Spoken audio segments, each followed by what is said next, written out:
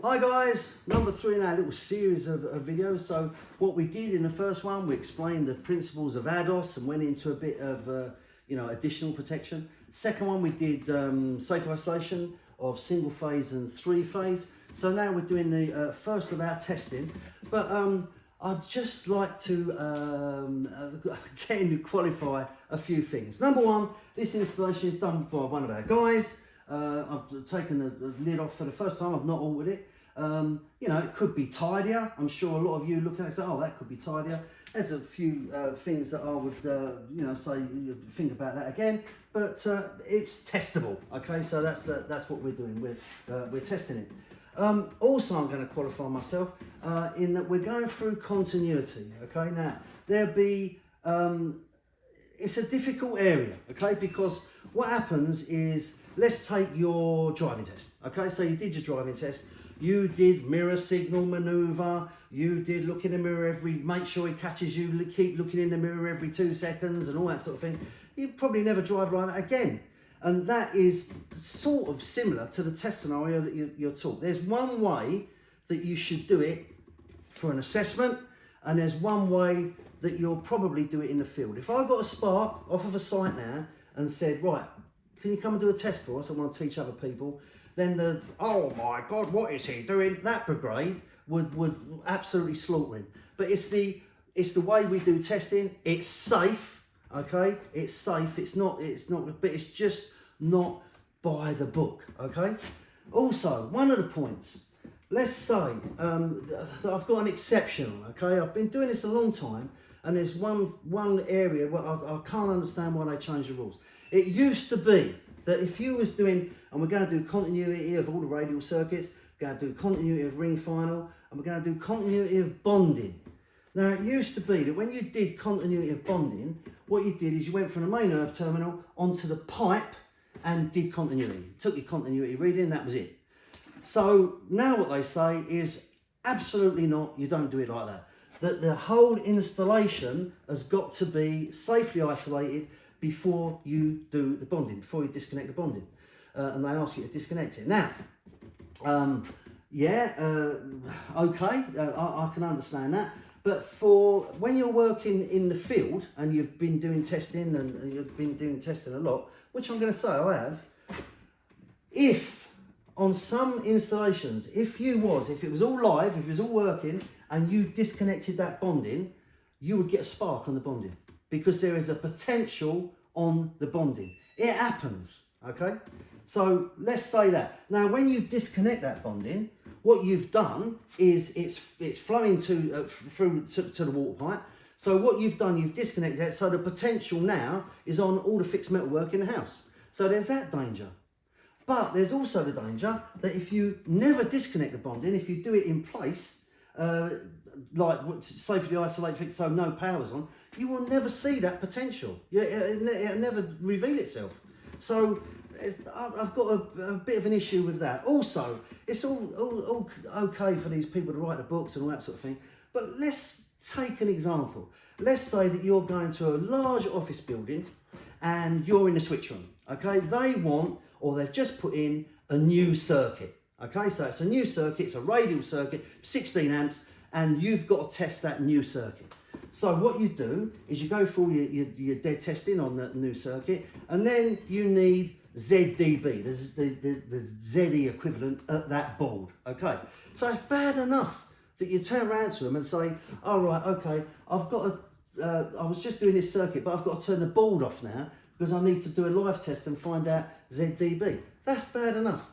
What are you going to do when it comes to the bonding? You're going to say, oh, by the way, I've got to turn off the whole building because I've got to disconnect the bonding and I've got to be safely isolated before I disconnect the bonding and all that. It don't work, okay? It's not going to happen.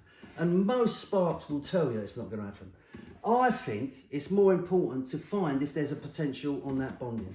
So let's go to a domestic setting. If it was domestic, I wouldn't tell them, oh, step away from the metalwork. It might be like, you just have a look and you say, right, is everybody away from the metalwork? Right, I'll disconnect the bonding. If I've got a little spark on there, I think, right, there's a potential in that, connect it back up. I've got to find it. It's findable. It's only a domestic installation.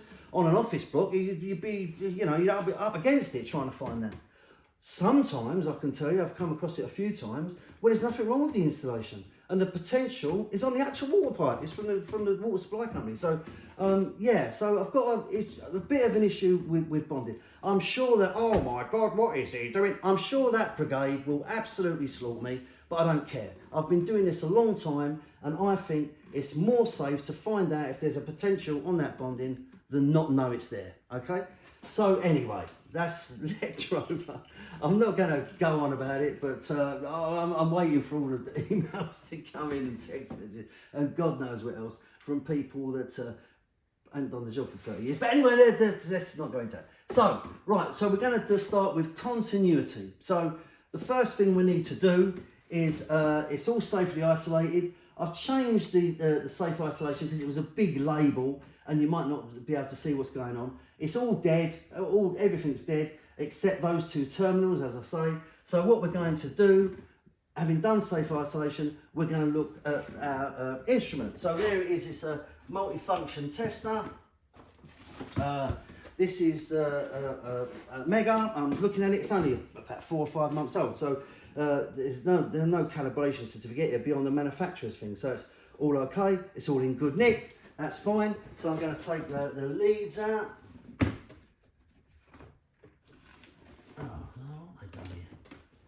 Okay, so I'll take the leads out. I'm going to plug those in.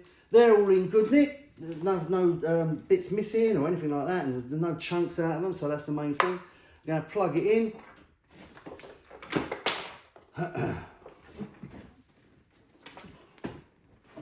And then we come to the tips. Okay, so I've made sure it's all in good nick, all the leads are in good condition, the thing's in good condition, and then what I'm going to do is choose what ends to put on, basically. There we are. So I'm going to do continuity. So what I'll do is I'm going to put a clamp on there and a thingy on there. Okay, so a clamp on there and a probe on there makes it a lot easier for me. So there we are. So that's all done. Now, GS38. GS38 says that when you are testing anything over 50 volts, that the leads should not be too short, not too long. Went all over this when we did safe isolation. Look back on the video. But the thing about the tips, it said that it should be a maximum of 4mm, but preferably 2mm.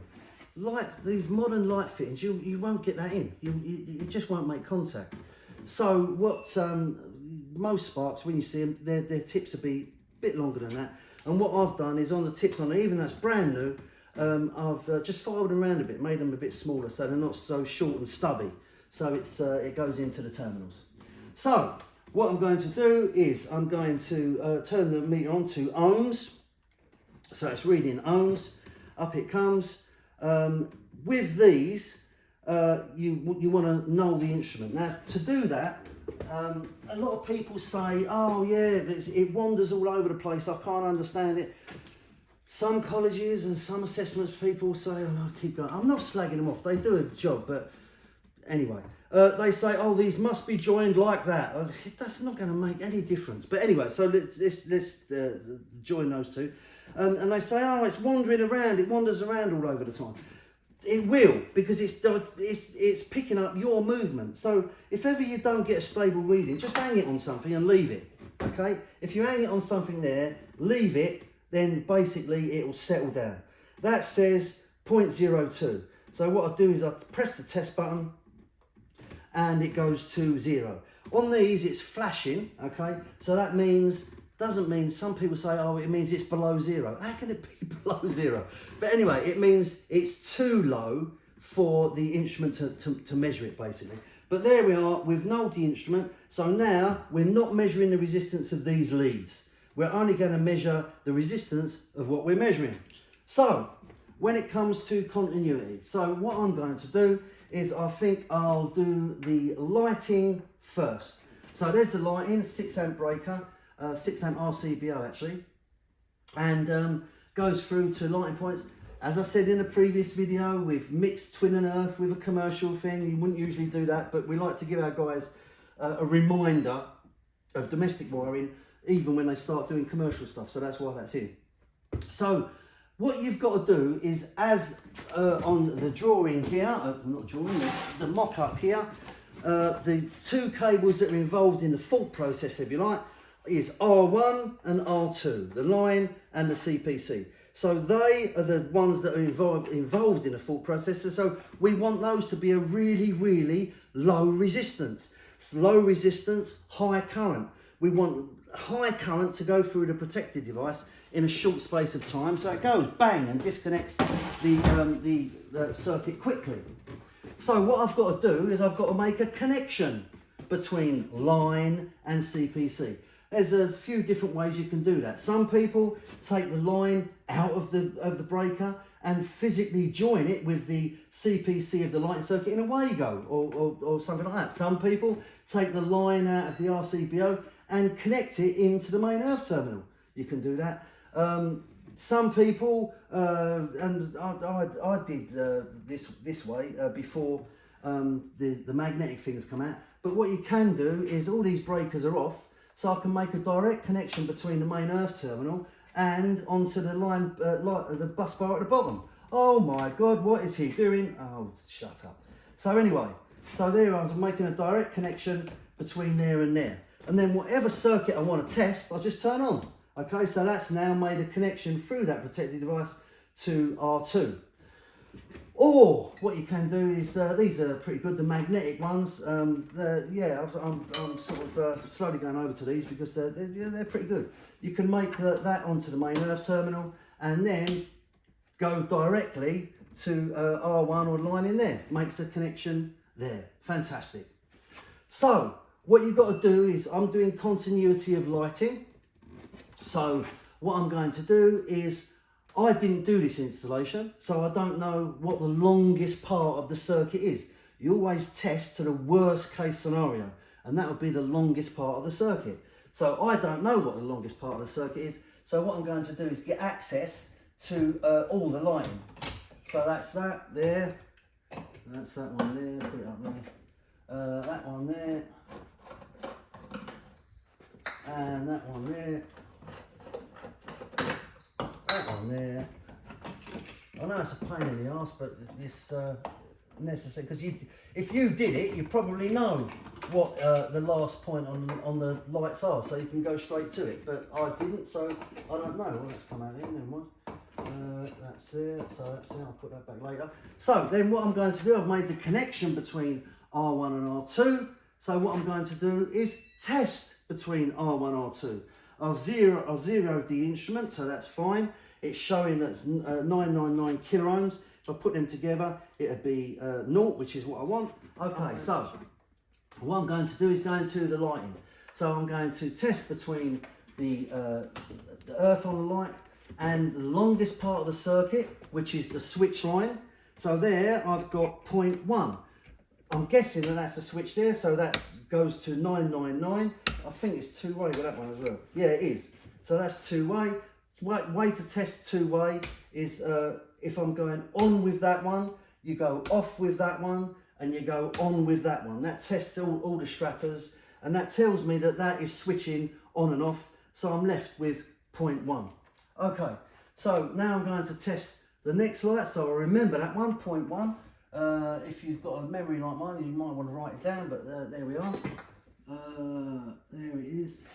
So that tells me that is, it's all going around the twin and earth, this one, so that's why that tells me that is 0.4, okay, because it's all going around the twin and earth. So that's 0.4. What I'll do is I'll test the polarity on that one, make sure the switch is in the line position. Oh, come on. Okay, so that's there. And what I'm going to do is just make sure that that switches that one, so that's 999. That's just a one-way, so that the polarity is all right on that one. Yes, it is continuity, and then insulation resistance, and then polarity. But but why not do it now? You've got the lights off, so you might as well do it now. So anyway, so that is, then I go to this one. This is one way as well. So I go into there. And that tells me it's 0.21. So I'll just, that's 999 and off again. So that's on. So that tells me, unless that's two-way. Oh, it is two-way, okay. So that's two-way. So that's on, off, on. So that's two-way with that one. Okay. And then I go on to, it's all one lighting circuit. It's not two separate ones. So then I go on to earth terminal of this one. And go on to there. And that's 999. So I'm guessing that that is that one. Oh, that one. Oh, no, it's down here. That one. No, that one then. All right, that one. Oh, got a problem. First thing to do is when you don't get a reading is question yourself. Okay, so I'm going to do, then you question the instrument that you're using. So what I'm going to do is go on to here. I'm going to test there. That's on the switch line. That is, oh, that should be one of these. Ah, there it is. I just didn't have it on properly, you see? So that's 0.09. Why is that so low? Well, it's all metal conduit. So you're going to have the CPC that's going through the conduit and the mass of steel that's going to all acting as a CPC. So that's why it's 0.09. This one, I think, is looped off of it, so it shouldn't be vastly different. And there we go there. So that's, and that's not too low, is it? No. No, that's just one way. So that is 0.08. Again, it's low because it's the mass of metal. So it's 0.41 we had, 0.41 that one. That's the one I'd record. That would be under your R1, R2 on your schedule of test results. We'll go through the test certificate later. I won't go all through that now, but that would be under lighting, your circuit number R1, R2, 0.41, okay? And we've done polarity at the same time.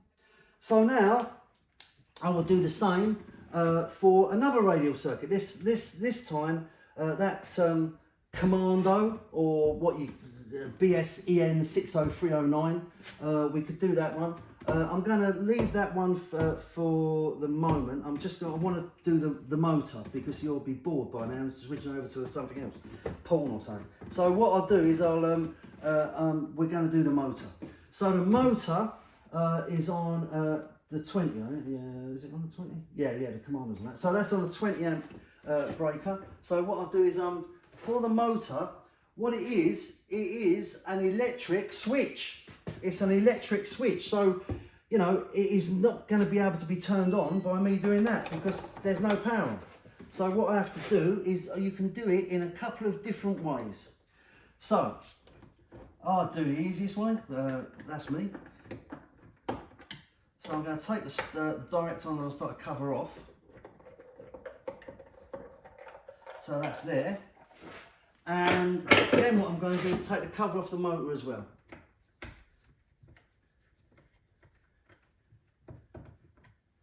Okay, so as I say, R1, R2, I've made the connection at the board. So what I do is I test at the motor between R1 and R2. But there's not going to be a connection because this is an electric switch. Now you can do it a couple of different ways. You could do R1, R2 and then measure between R1 and R2 here. Take that reading and then create a link in the motor. That's the easiest one. Put a link between the R1 and R2, and then on the outgoing of the direct online starter, you could take that measurement, add them together. What I think is easier, as I say, I'm going to go for the easiest one. So I'll have a probe on there. So that will be, I'm going to go on to R1 on the motor. I'm going to put that on the earth terminal of the motor. I could do it on the outside as well, it wouldn't matter. And that tells me that it is, so I've got no connection. So 999. So then what I'm going to do is push the contactor in manually, okay? So then it tells me, oh, there's an isolator there. It's got to turn the isolator on. So push it in manually, and that tells me that's 0.27. Now sometimes you might get a high reading, okay, you might get a high reading. The thing to do is just push that in a couple of times. It's usually only dust, and that any resistance dust usually is dissipated when the thing goes on and starts drawing current. But it's not drawing current, we are putting it into service, it's never been used, so a couple of times it'll give you a lower reading. Just to demonstrate, look, I could do it the outside of that motor, it's all at the earth potential, and it should still be, yeah, it's still 0.27, so that's not too bad. So that would be the R1, R2 of the motor. Okay, so then we go on to the Commando socket. So what I'm doing is the Commando, or the BSEN 60309, whatever you want to call it. These are pretty good, don't have to disconnect them, so I'm going to plug that in. But there is a word of caution with them, okay? So I'm going to turn that on, I'm going to turn that on, and I'm going to swap this over to the Commando, which is on a 16 amp breaker. It shouldn't be more than 16 because they're only capable of taking 16 amp. So watch it when you do your level 3 project, that the fridges, those who are doing the project know what I'm talking about, they're on 16 amp Commando, so watch it. Now, so what I'm going to do is I've made the link between R1 and R2, so now what I'm going to do is test between R1 and R2.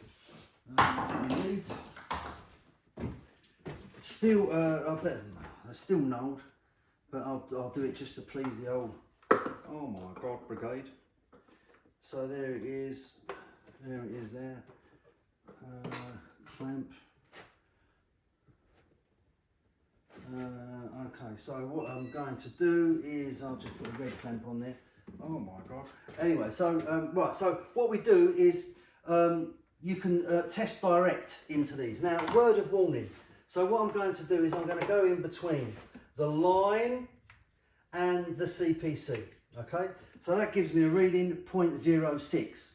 The word of caution is if you've got the old style, this one, well not old, they're still good, but the MFTs, 1741s, these ones, then what happens is you have to reverse the leads, okay? They won't go into those. Let's have a look. Oh, I ain't got the leads. But anyway, you have to reverse them round so that the ones that are usually bent, you know, 90 degrees that go in there, what they have to do is you have to put the straight ones in there, the ones that you usually put a clamp and a probe on, into the back of this, and the bent ones go in here because they're not deep enough. Otherwise you won't get a reading. But that's only with the older style 1741s. But anyway, the new Megas, you don't have to do that. So that was 0.06. So we've done all the radials, okay? Contrary to popular belief, you don't have to do continuity of the surge protection. Some people do it from there, so what is the point? Anyway, so what we're going to do now is ring final. Oh, ring finals. Okay, so there's not many places in the commercial side, in industry and all that, that still put ring finals in. As I say, the rest of the world can't understand how we use such a dangerous thing. Let's say that we've got a ring final, okay? And what it is, it's on a 32 amp breaker and it's wired in 2.5. So 2.5 can take about 23 amps, something like that. Let's say that we load that ring final up to even 35 amps. 35 amps. Remember, the breaker won't go straight away at 32. It stays in for a while because that's another thing, we are perfectly okay to overload a circuit. It's perfectly okay, as long as it's in controlled conditions. So therefore, it will stay in for a little while. So we've got a ring final rated at 2.5, which can take 23 amps, and we're loading it up to 35 amps. But then we say, oh yeah, but it's a ring final. Each socket is fed from two sides. So it's not 2.5, it's actually 5 mil. So it's perfectly fine. But when you go testing and you do ring finals, in my experience, I'd say 60-65% of them have continuity. There's 30-35% that don't, where that neutral, that line is not in a ring, okay? Then what you've got a huge radial that is only on a 2.5 cable that can take 23 amps. You're loading it up to 35, it's overloaded. Personally, I think they're dangerous. I know a lot of sparks would agree with me, disagree with me, but I think they are. No excuse for not using radials. In the olden days, 15th edition, do you know what a radial was? It said, a radial, you can have 4 sockets on a radial. And a twin counted as 2, okay? That was the rules on a radio.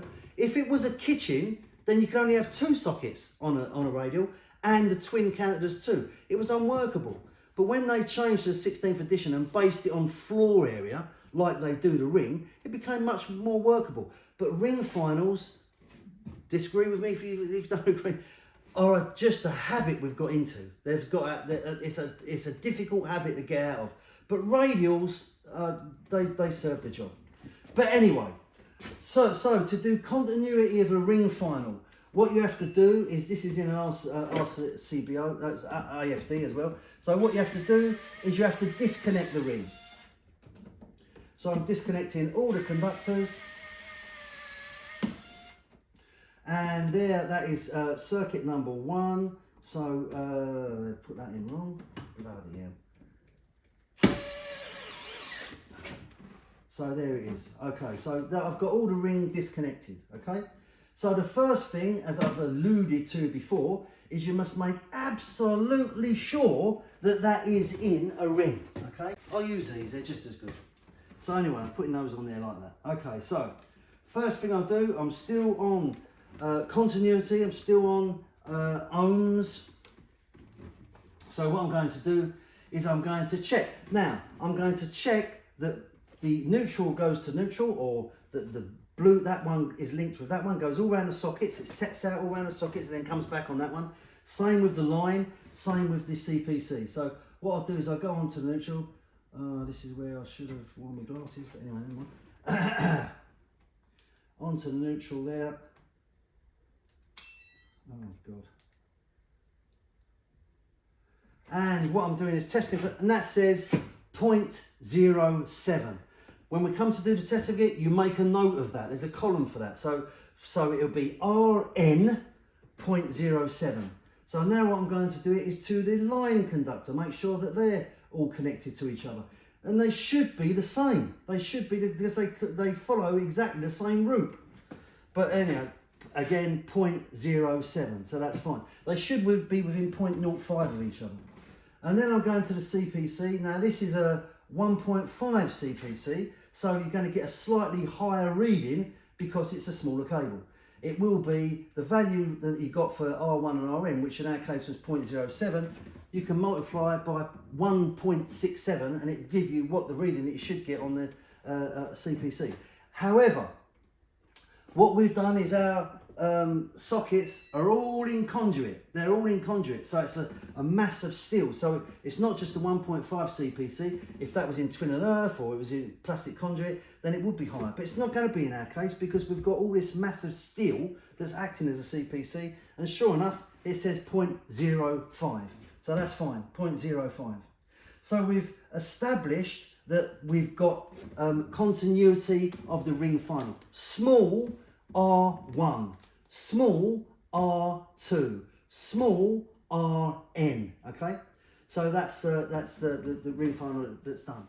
Now, so we're going to make cross connections between the incoming line, okay, which is this one, and the outgoing neutral. So that'll be this one. And on the other side, the outgoing line into that one with the incoming neutral, which is that one. Okay, so we've made a cross connection. So what have we done? Okay, so if you imagine, where's me? Yeah, so there's the line and neutral. If you imagine then that these are the two ends of the ring. So the two ends of the ring going to the board like that. All this goes around all the sockets, okay? So what we've done is we've taken the incoming line and connected it to the outgoing neutral, and the outgoing line and connected it to the incoming neutral. So look what we've done. We've done a sort of a figure of 8, okay? That's what they describe it as a figure of 8. But you can simplify it even more. So if we take the incoming line, there it is, the incoming line, and cross it with the outgoing neutral, which is there. Oh, incoming line, outgoing neutral. There and there. I'm trying to get this to splay out into a circle. Okay, so what we do, so this is what we've done. Look, we've made it into a huge loop of single cable. That's basically what you've done, is you're going, so every socket you go to, you're measuring that single loop of single cable. All right, it's a figure of 8 because it goes R1 round the top and RN round the bottom, but it's a single loop of single cable. So no matter what socket you go to, you're measuring that single loop of single cable. So therefore, all the readings should essentially be the same. Let's try it. So what we have to do is swap plugs over now. So we've made a connection between R1 and RN. So now, as the Mega 1741 and just about everything, there's a way of doing it on here as well. There's a way of changing the settings, okay? So you can set it to measure between line and neutral. I don't know many sparks that don't just put it in line, and we're testing between line and neutral. So the two test points are red and green. All I do is put the neutral in the green one. It's going to do the same. The test between line and neutral. So what we do is then we go around the sockets. So what we're doing is 0.04. 0.04. You only need to do one side. You do both sides when you do functional. Now see that. Look at this. That is 1.1. So what do? We go, oh my God, we've got a fault. Let's start ripping it apart. No. 1.1. Always just flick this back a few times, and it'll come down. It's just dust in the manufacturing. Here we are. It's come right down. 0.04. Okay. So that's I can remind myself, that was 0.04. Yeah, so that's 0.04 as well now. I'll do it on this one. So that's 0.06. That's fine. That's within 0.05 of each other. That's all right. Now there's some sparks that turn around and say, oh yeah, what you do is if you get a high reading, that's 0.03. What you do is just give the plug a whack and then it comes down. And that's true. It does. But if you've got a loose connection in there, okay, and you whack that plug, what it's doing, it's shaking the connections and making a connection. So you've still got a loose connection, but you just made it for the test, which is no good. But doing a switch backwards and forwards, nothing wrong with that. So let's say they're all 0.04, but let's say that we went round and it says 0.04, 0.04, 0.0, 1.1, and I went to switch backwards and it didn't alter it. That tells you that it is not within that circle of single cable. It is outside of that circle of single cable. It's a spur, okay? So that's what you're doing. You're detecting really on the first round, when you go round, test number 2 on a ring, you're detecting if there's any spurs. Now, if you did your, going back to when you did your loops, if you did the loop and the R1 was, I don't know, 0.4 and RN was 0.9, then they should be the same. So that points that there's something wrong. There's going to be a loose connection somewhere, or there's a reason for that they should be the same. You won't get, if it was a spur, it'd be both of them, okay? It'd be both of them that would be a high reading. So it's, you've got to look at that. You can also, check your readings. If you've got, let's say that they're both high or one's high, then what you can do is you can say, right, okay, so this ring, I mean, this is only a short one, but let's say you roughly guesstimate it as 20 metres, that the ring went round, it's about 20 metres, goes round all sockets, come back.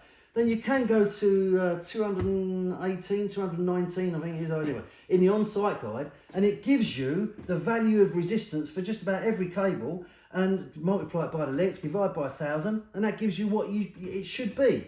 So there are sort of whys and wherefores, different ways of doing it. So what we've done is we've done our R1, RN loop. Now, I didn't know, these are not marked. They've not put a bit of tape. You should put a bit of tape around the outgoing so that you know what the incoming is. But they've not done it here, okay? But if the readings were all over the place, if I went to that socket and it was 0.4, that one 0.5, that one 0.7, that one 0.5, that one 0.5, it rose, the figures rose and then came down again. It means you've got these connections wrong, okay? It means that you just have to swap any two colours over. But anyway, we do the next one. So that is R1 RN. So now what we're going to do is R1 R2.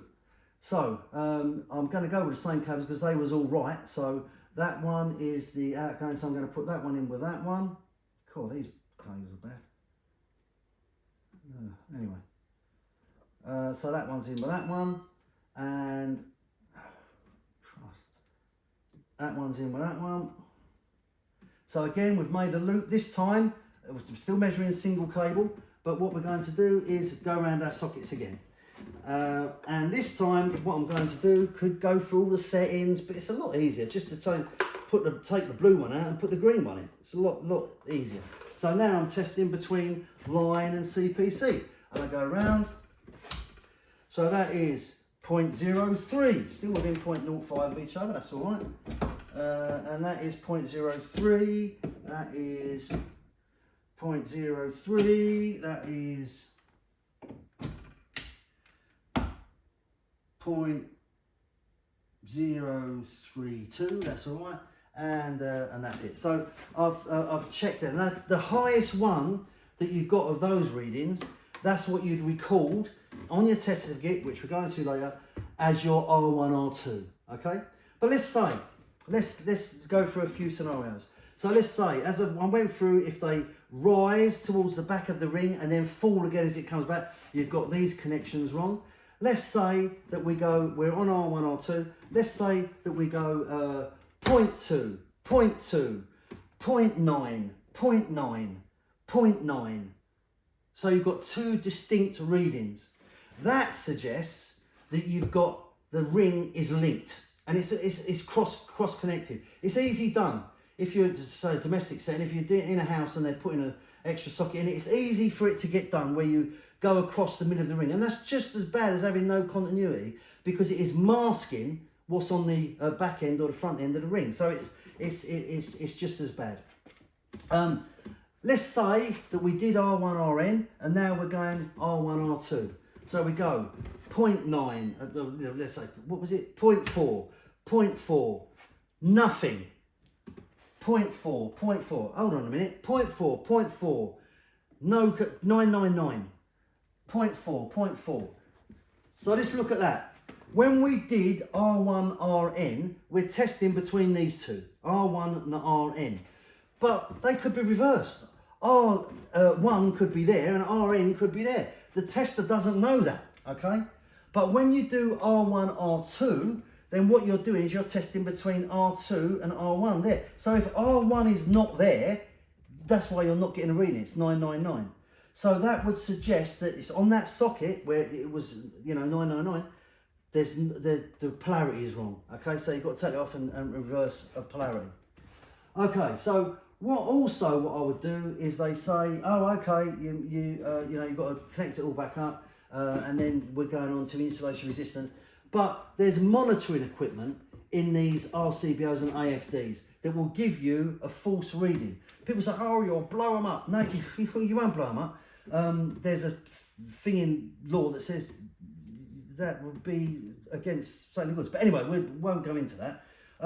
What we do is it'll give you a false reading between line and neutral. So this also occurs with all continuity. Okay, with all continuity. So, but anyway, when you're doing insulation resistance, that's when it really is evident. So what we do is I would screw everything back now, because that's when insulation resistance faults occur, is when you're screwing stuff back and you pinch a cable and all that. So you screw everything back and then you'll go on to insulation resistance.